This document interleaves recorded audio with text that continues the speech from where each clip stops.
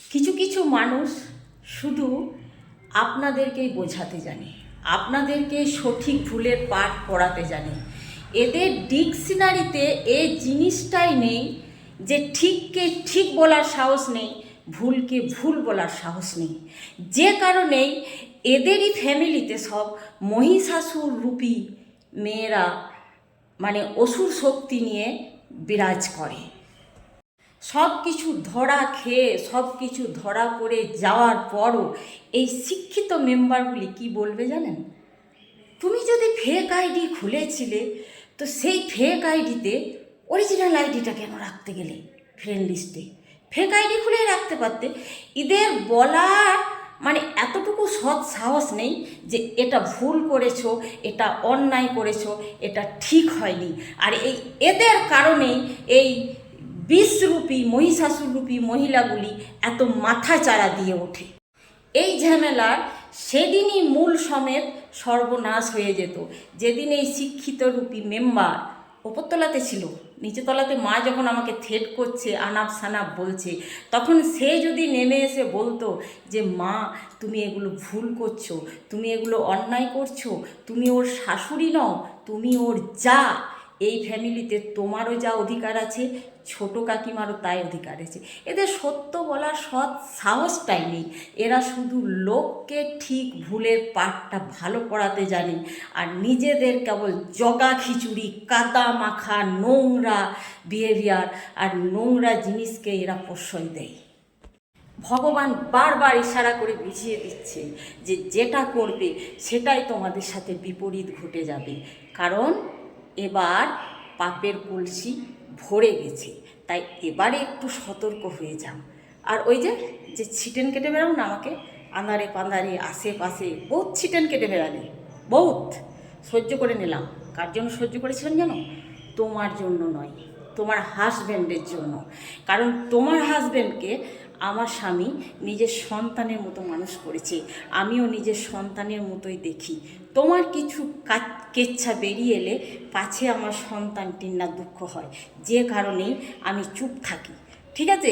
ওই যে সেদিন তোমাদের মনে হয়েছিল আমি শুনিনি নয়, আমি শুনেও তোমাদের কথাগুলো ইগনোর করি তোমাদেরকে বাঁচানোর জন্য। এখানে তো ঘেরে ঘুরে বলি, যে বুঝার সে ঠিক বুঝে নেবে, কিন্তু বাকি সব তো বুঝতে পারছে না। আমিও সেদিন রাস্তাতে মুখ খুলতে পারতাম। কি বললে? কিছুদিন আগে একটি কন্টেন্ট বানিয়েছিলাম যে আপনি যে ব্যক্তিত্বেরই মানুষ হন না কেন, আপনার মানে সান্নিধ্য যদি একটা সিংহের নেই মানুষের সংস্পর্শে থাকে, তো আপনার বিহেভিয়ার সিংহের মতো হবে। আর আপনার সান্নিধ্য যদি একটা ভেড়ার নেতৃত্বে থাকে, তাহলে কিন্তু আপনার বিহেভিয়ার ভেড়ার মতোই হবে। তো তোমাদের মনে হয়েছিল আমি তোমাদেরকে ভেড়া বলেছি আর আমি নিজেকে সিংহ বলেছি। উল্টোটাও তো হতে পারে, আমি তোমাদেরকেও তো সিংহ বলতে পারি, নিজেকে তো ভেড়া বলতে পারি। আমি তো নিজেকে গাদাই বলি, আমি অত পণ্ডিত নই যে কারণে তোমরা ভুলভাল ধরো।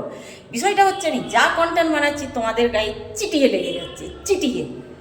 আরে রাস্তাতে হাজারো ছেঁড়াচুটি পড়ে থাকে, কোনো ছেঁড়াচুটি তোমার পায়ে যদি ফিট হয়ে যায় তার দায়ী কি আমি? এখানে লাখ লাখ কোটি কোটি মানুষ কন্টেন্ট বানাচ্ছে, সেই কন্টেন্ট যদি তোমাদের ব্যক্তিত্বে ফিট হয়ে যায় তার দায়ী কি আমি? তো সেদিন অবধি ঘুমের ঘোর ছাড়েনি। বিকাল 4টা কি 3:30 হবে, মানে টলতে টলতে আমি দরজাটা খুলেছি, আর ওই ছিটেন কাটা মহিলা তিনি বলে উঠছেন, তাদের গজল উঠেছে। আমি কিছু বুঝলামই না জিনিসটা, শুধু ওটুকুই কানে এলো, মানে রাস্তার মাঝের দিয়ে একটা সিংহ বেরিয়ে গেছে, সেই কন্টেন্টটি তাদের বুকে লেগে গেছে, সিংহ বেরিয়ে গেছে। আমি সেই সন্তানের মুখ চেয়ে চুপ করে থাকতাম, দেখলাম সেই সন্তানও রয়েছে সেখানে উপস্থিত। তো আজ তোমাকে বলি শোনো, সেখানে সিংহ বেরিয়ে যায়নি, তুমি ঠিক বুঝে নেবে আমি কি বলতে চাইছি।